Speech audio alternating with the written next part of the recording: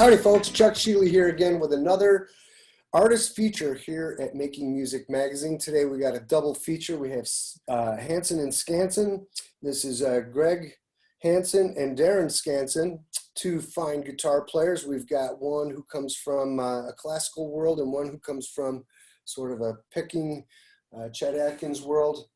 You guys, how are you? Welcome to the show. Real good, real good. Good. So tell us a little bit about your project. I mean, you both come from very separate worlds. Well, not very separate, but you know, you collide and you find your own nucleus as an artistic endeavor. And here you go. I've seen your stuff online. It's beautiful. Tell us about this project, please. Well, sure. Just to make sure that we get this out of the way right away, Chuck. Me being the prettiest of the two of us. Clearly. Paul and I were talking about that before we started the show. That we reverse that name. It's Skanson and Hansen. So the prettiest one always goes first, right? I see. I see. And the one that doesn't have to prove it always goes second. This is why I got into guitar playing. Yeah. So we could talk a bunch of stuff like this. It's good to be in the band, isn't it? How do you come to select your material? We always, of course, our thing is arrangement. We arrange nostalgia, you know, songs that have already got the marketing done. Yeah. But we choose songs where, even though we don't sing, we make sure that the lyrics are of a positive nature, and because everybody out there that's listening to us will know the words. We want to make sure that a good lyric's going through their head while we're playing a familiar melody and such. Mm-hmm. So that's our bottom line. That's how we begin choosing. And of course, we'll have a theme for a certain CD that we're putting out, so we'll adhere to that theme as well. Mm-hmm. I just had it told to me that you know, the person who was commenting said how amazed she was at how clearly she can hear the melodies in what we're doing, and that, you know, even though there isn't singing going on, she really identified with the music so much because the melody for us is so strong. Yeah, good. Well, it's the power of the melody, right? Absolutely. Oh, yeah. Yep. So Gregg, you mentioned earlier that you have sort of a Chet Atkins-ness approach. Yeah, the Travis picking style, that little boom. Picking style. For the benefit of our readers, could you show us something that would demonstrate emblematically this approach to guitar? Sure. The idea here being that, like, I want our readers to see what you do. And then I want people to see what Darren does and how they're different so that they can alchemically, when you put those together, how you arrive at this new sound in this beautiful place that's unique unto yourselves. Let's show the kids how we do that, okay? And that is the key to the uniqueness, you're right. So how about a little bit, since we're on kind of a Beatle kick today. All right. I got my Abbey Road shirt on, and Darren's got his Cavern Club shirt on. I got my Burnaby Street 60. Yeah. Right on. So we're all in the UK here. So anyway, so a little bit of Here Comes the Sun.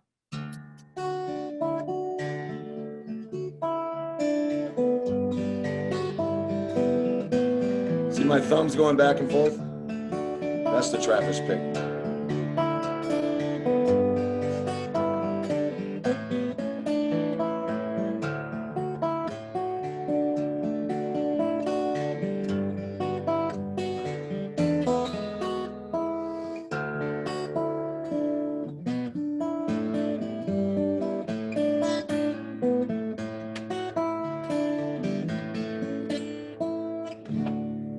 Beautiful. The thumb just goes back and forth and keeps time. That's your basic Travis picking style. Mm-hmm. All right. Write everything on top of it. So Darren, why don't you show us something that would represent the path that you have taken in the classical world? Sure. I think the biggest thing is the stroke on a nylon string is different than the stroke on a steel string. Whereas a steel string has a lot of resonance, and the string will resonate once you pluck it. On a classical guitar with the nylon strings, it's just not the same. So therefore, I think the biggest thing is that I use nails on my nylon string guitar. The nails on a nylon give you that attack that you do not get if you're playing it with flesh. So we always say nails on nylon, steel, Flesh on steel. flesh on steel. Yeah. So that is probably the biggest thing. And then the other piece of it, of course, is that if you notice when Gregg was playing, he's playing mostly with 3 fingers, which is sort of the claw coming from banjo style a lot. Whereas I tend to play with 4 fingers, the third finger being my melody finger often. So.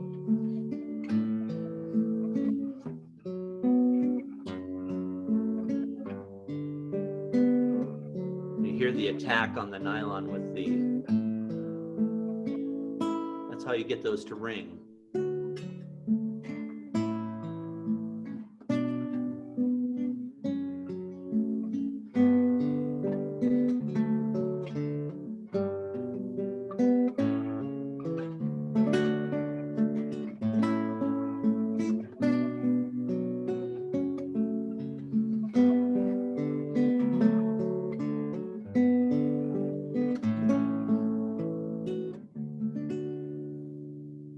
We played both of these songs at least 1 million times apiece. Yes.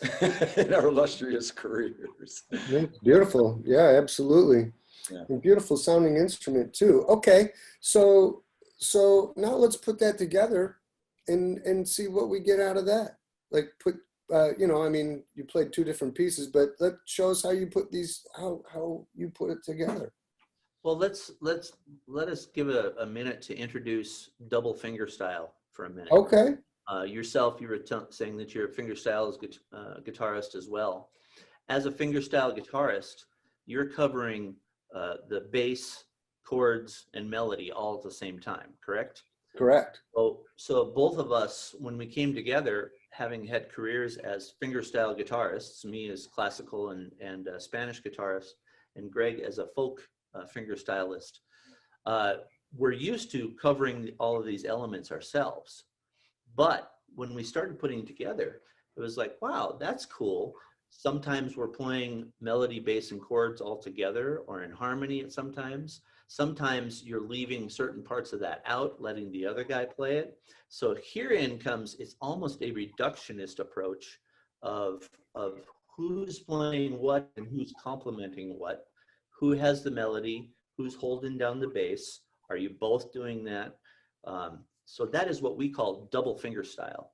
So as we're playing together, we're constantly flipping back and forth between playing a single line melody, accompanying chords, playing in harmony with each other. And I think the best way to demonstrate that is to play our arrangement of the Beatles and John Lennon, All You Need Is Love, going into Imagine, coming back out of Imagine into All You Need Is Love. Oh man, I can't wait. That's exactly what I'm hoping for here. So yeah, let her rip. We'll play that right now? Yeah, if you want me to introduce you like Ed Sullivan, I could. Yeah. Hey, just remember, the beautiful one first. Yeah. Skanson. Okay. All right, Skanson, you lead the way there, cutie. Right on. There we go. Hit it, man.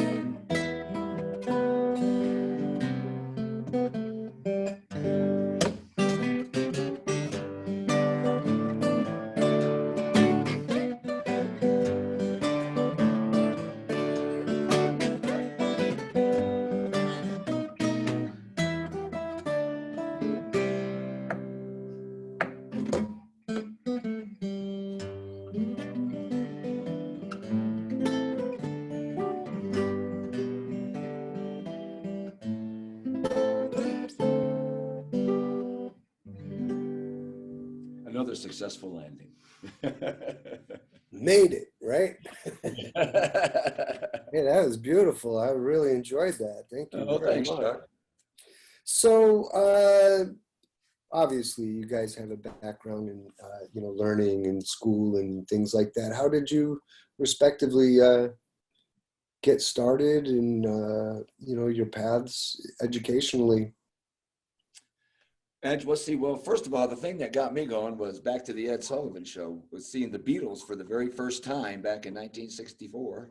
Mhm. And that I went like, I think I want to do that. I was already playing music, trumpet. I played trumpet in the junior high band at the time and just taking piano lessons. But they got me on the fascination of a guitar and playing a guitar. And so I had a buddy who had an older brother who was in a band, and my buddy and I both were playing guitar. We were, curious about it. So he would learn licks from his older brother and then come teach me. So it went on like, then I took it from there and started, learning on my own. And I played in bands for several years, all through high school. I've been playing in bands since I was in ninth grade in high school. And, but then, after a while, I got to where, my technique is really not correct. And when I was getting in my early 20s and I went to college, to North Texas State University, because I didn't have a chance to study theory where I went to small schools and they didn't have a music program that provided that. So I was really interested in learning about theory and how music worked. And so I went to North Texas State University, which I'm Good sure place to go for that. you're in Most the certainly. jazz world, you definitely know North Texas State. And Yeah. I did not know anything about it when I first went there. I just went there because I could afford it, number one. It was actually cheaper to go there out of state than where I lived at the time. And it emphasized music. It had a big emphasis on music. So I went down there, but I had to go as a trumpet player because they didn't offer jazz guitar at the time, 1971. So I went, but I studied theory and got a good background in theory and did all that, did all my basics. Then I came back in 1977 and they had a jazz program by then, jazz guitar program with a man named Jack Peterson, who taught out of Berklee School of Music for many years. In fact, he taught Jack DeJohnette way back in the 60s. He was his teacher. So anyway, he set up a program and I learned the value of practicing like every day. And and for all you students or you musicians out there, young musicians, that is the way. That is the only way you're going to get your dexterity and your flexibility on your instrument to be able to create and play music. Is you've got to have your muscles, you got to have your skills together, and that's muscle memory. That's not brain surgery. Doesn't matter how smart anybody is. That's just push-ups, right? Doing it consistently, but doing it mindfully, which of course I didn't do at first. So I had to go back and relearn everything a couple times, but I finally got there in the end. And although we're always learning something, I mean, there's always something, and I go back and relearn these tunes that we do, because we mainly play seasonally. And I'm always going like, well, I think I found a better fingering for that part I've been playing for 10 years, and so on like that. So anyway, when I learned the value of practicing and the value of a metronome, then I started really moving forward in my guitar playing. And I played electric guitar. I played reggae music I played like 60s music, Grateful Dead and Beatles and such all through the 70s in bands. And I played reggae music in my own band. I discovered Bob Marley and just fell in love with that style. And I kind of played an American Jimi Hendrix, Jerry Garcia meets Bob Marley original kind of reggae. Plus I did a reggae versions of Nostalgia, which, I've always Fun. loved. Yeah.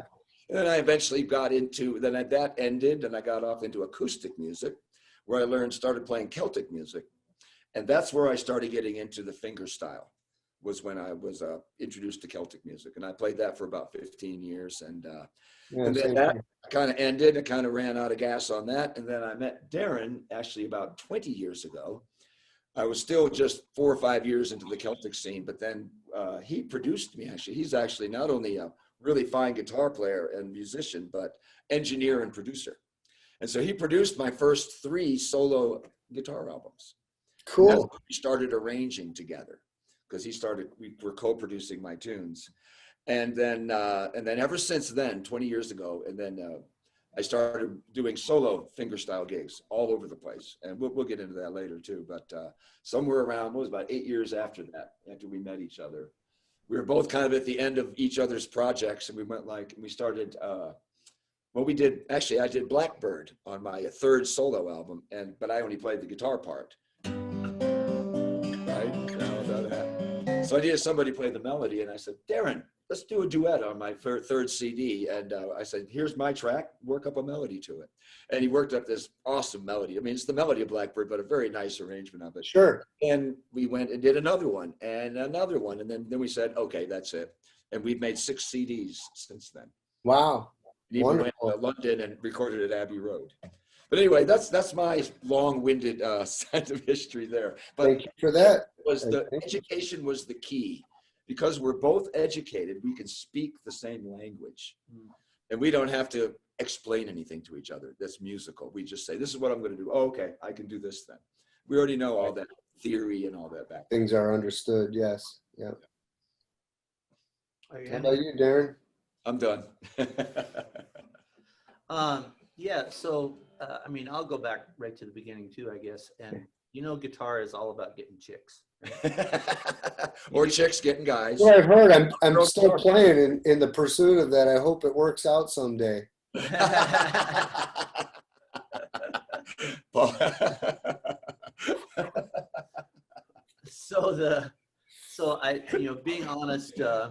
Being honest, that's where it started. My buddy's having a band, and I'm in 7th grade, and they're playing up on the stage, and of course all the girls are screaming, and I went, I like that. That's groovy. That's groovy. But then after high school and playing in bands and things like that, I went on to college and really discovered the whole world of music, which was never a part of my background before. So taking theory and music history and things like that, I really discovered the whole world of music. And while there, I was studying guitar, both electric and nylon string classical guitar, and as well as composition and audio engineering. So the 3 of those things really have been the cornerstones of my life ever since. Kind of speaking of to piggyback on what Gregg said about, the practice time, that was the period in my life where, I really got whipped into shape from my teachers about, you have to spend the time practicing. And it is time, as Gregg was saying, it's time that you need to spend. And that's that little bit of time every day. Mm-hmm. You can't cram for this kind of stuff. Well, there's a term out there called the 10,000 hours that you put in. Yeah. Are you familiar with that? Like you can definitely, it is a thing. Yep. It is a thing. And there's a lot to be said for it. And both of you are alluding to it, like while you're taking lessons, you also take a lot of practical time to just play. And Gregg mentioned he got involved with this, got involved with that. It sounded like you were just playing aside from, showing up to school and all that. Because you do, as you are examples with one another in this scenario, you've obviously learned from each other probably a lot about arrangement and being sensitive to where each other want to be in the mix and, the opportunities therein. Well, I think that comes from, I'll piggyback on what Gregg was saying and what you're saying as well, of after the practice time was really ingrained, it was really when I went on the road playing 6 nights a week for, number of years, that all of a sudden my playing went from the practice room level. And this is where I piggyback on Gregg, because I believe that you can get so good in the practice room, but you'll never get to that point where you're emoting with your instrument until you go play in front of people. Yeah. So I know a lot of great practice room guitar players who they're just stiff on stage. They're stiff in front of people, and therefore they can't emote. So that thing is the thing that I find a lot. So being an audio producer as well, I find that a lot with people who come to the studio. They'd be like, well, I sound great in my bedroom. Yes, but there's a different thing to kick it up to that next level where you really make people feel the music. Well, yeah, I completely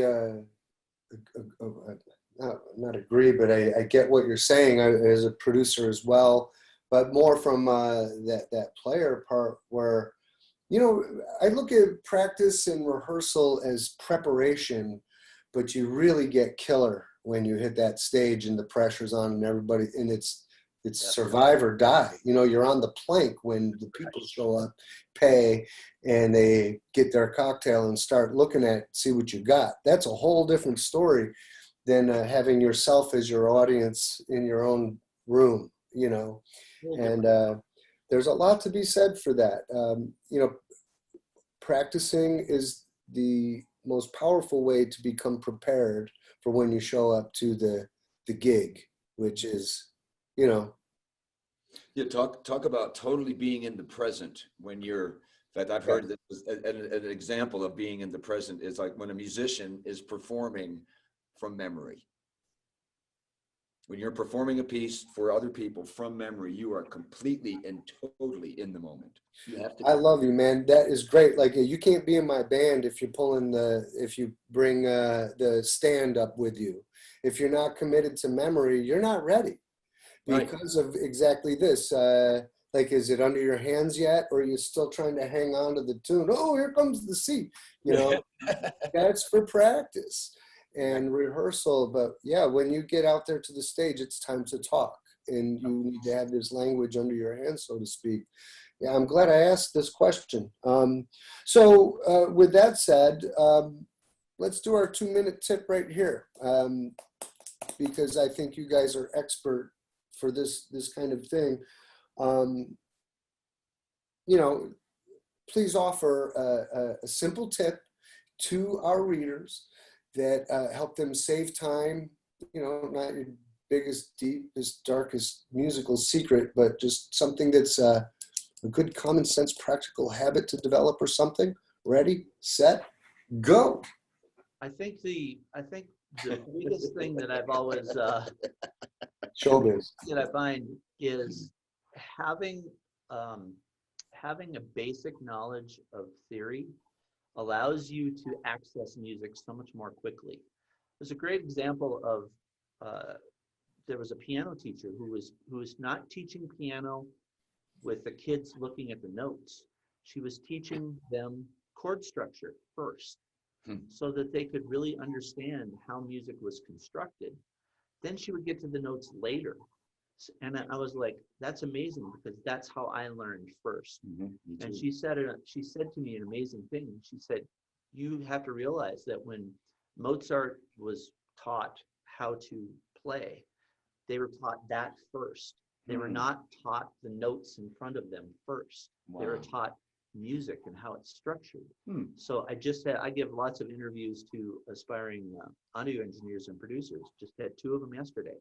My first question on the music side of things is like, okay, what's a 1-4-5 in the key of C? And it's like, all right, what's the 6th chord? All right, oh, we want to switch it to B flat, right? What's the 2 chord in B flat? And almost across the board, they're like deer in the headlights, like, let me think about it. I was like, okay, you're done. You have to think about it. Client just walked out the door. So that basic level knowledge of music can access you more enjoyment than, you know, working on your alternate picking. And I wish I was down the street from you guys. I would love to take a spin with you. I mean, that's exactly how I learned. What you just said is exactly what my dad did with me. He was a jazz bass player. He played with Al Jarreau and guys like that. Oh, man. And one day when I moved to California, he had his guitar in the corner. I said, will you show me that? And he sat down and showed me what solfege does. And just like you said, as long as you understand this, you can start anywhere on here, you know, B flat or G, and apply this same little theory, and you can find your way into any song, anything that was ever written. And until this moment, I didn't realize, I knew it was valuable, but not how valuable until you just said that. Because of that, I am not a proficient theorist, like, you know, guys like Itzhak or somebody like that, you know, where I just geek out on the theory all day. I'm a rock and roller. I show up and throw it down, you know. By now, after many years, I know what I'm doing, but it's because of that. That's a very good thing to share. I'm very happy you said that. The core thing about that, Chuck, is that it allows you to access the fun and the emotion of music more quickly. I think it simultaneously, you know, personally speaking, it takes off the pressure because by now, with that equipment of understanding that, I can just listen and know that we're in the key of G now, and I can hear the way they're approaching it, and I know we're going to, you know, if it's, you know, I mean, if it's going to be a blues, we all kind of know the automatic code of that, but it enables things like, how do you say it, sort of hearing around the corner. You know, they set up a couple of changes, A minor to C to G. We're either going to F or D next, right? Something like that, right? Yeah, You can start to hear that by the way it's indicating. And it's because of that thing. So folks, rewind and listen to this part again because it's a great way to have fun, just like Darren's saying. Yeah. I did this just yesterday in that interview where I had the gentleman play me one of his songs. And as soon as he finished, he was 3/4 away through his song. I said, okay, that's good. I grabbed the guitar and I said, it goes like this, right? And he was like, how did you know that? I just mapped what you were doing theory wise. Kind of wants to go here.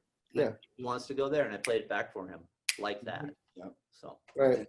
Then you can start getting into substitutions and like, well, normally go there, but it'd be cooler to go here. exactly. And you can really start developing after you get those basic progressions going. Right. Right. Hey, that's great. Okay. Let's see. Okay. So, you know, as you guys are playing professionally all this time, last bunch of years, 6 years, you say, how has guitars are such an analog thing and playing music is such an analog experience, and now we're in this digital world that is crazy, especially under the influence of COVID, and it's redirecting how the music business works. You know, we got MP3s and all this stuff. How does that affect you, and how do you see the forecast of the way our industry is under an ongoing renaissance for quite a while here? Well, How's that for a question, right? Yeah. Should probably give you a couple lifesavers and chiclets to think about your Yes. answer. Yes, We agree with everything. Yeah.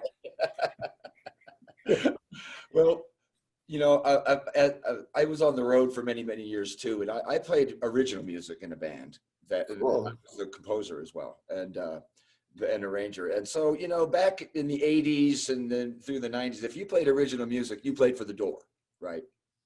The clubs weren't going to pay you to come in and play your music unless you could show them you could bring, you know, 500 people in their club. So I was used to a gig being that way. You know, you got paid something at the end, hopefully.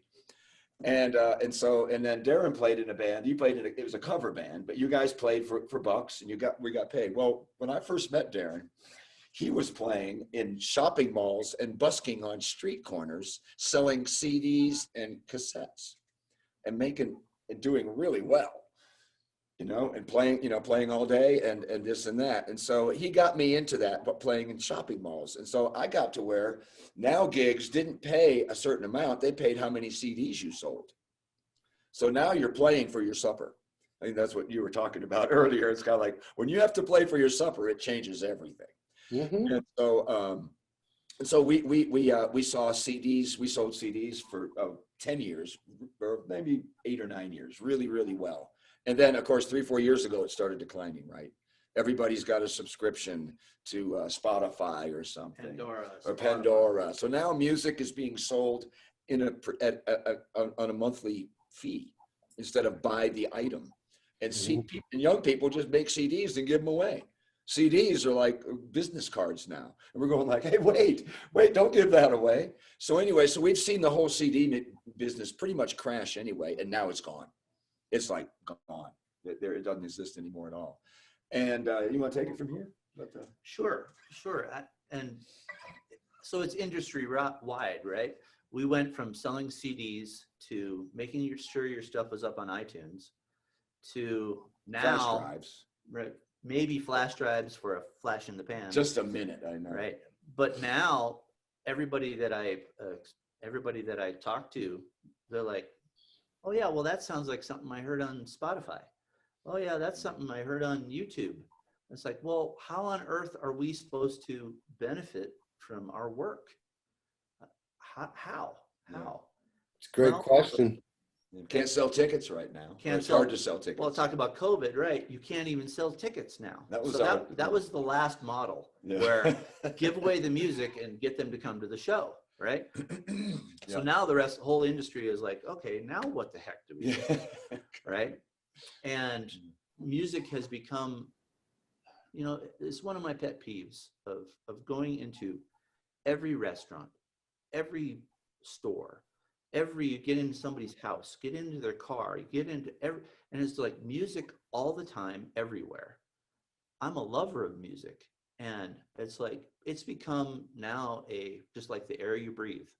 Music is everywhere, right? So how on earth do we benefit from that? Well, so Gregg and I have embraced this subscription model where we have our Patreon, and we're hoping folks sign up on our Patreon, which is simply Skanson Hansen, and that's Hansen with an E, Skanson with an O, Skanson Hansen at Patreon. So patreon.com/Skanson Hansen.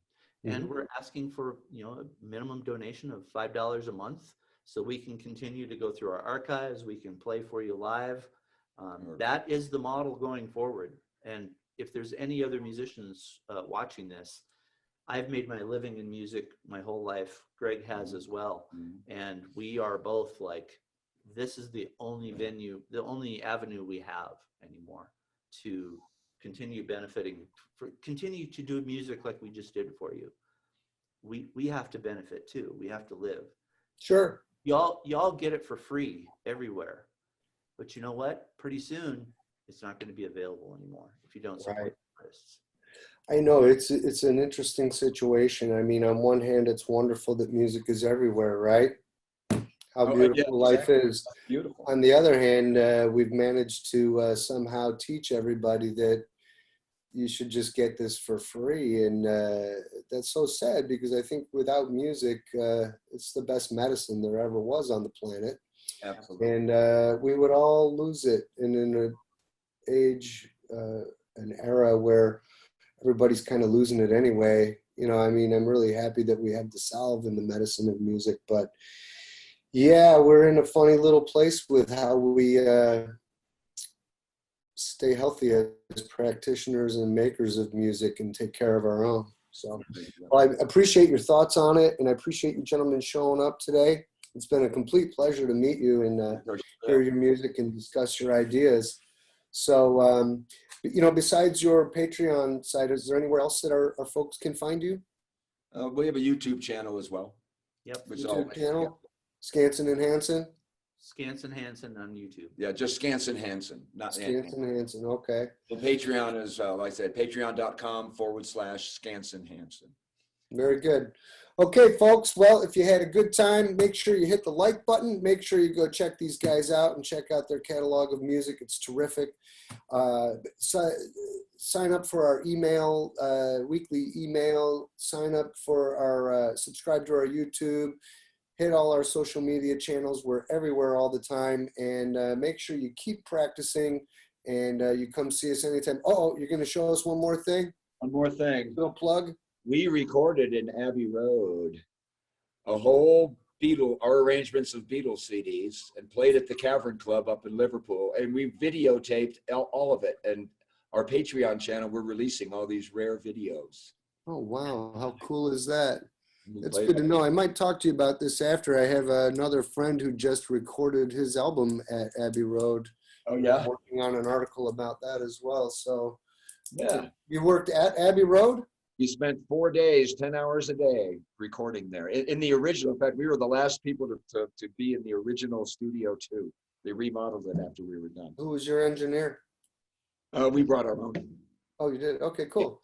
All right. Well, thanks very much, guys. And folks, we'll see you pretty soon, okay? So we're, like I said, we're here all the time. We've got more interviews coming up in another day or two, and another day or two after that, and another day or two after that, until you all fall down. So have a great day.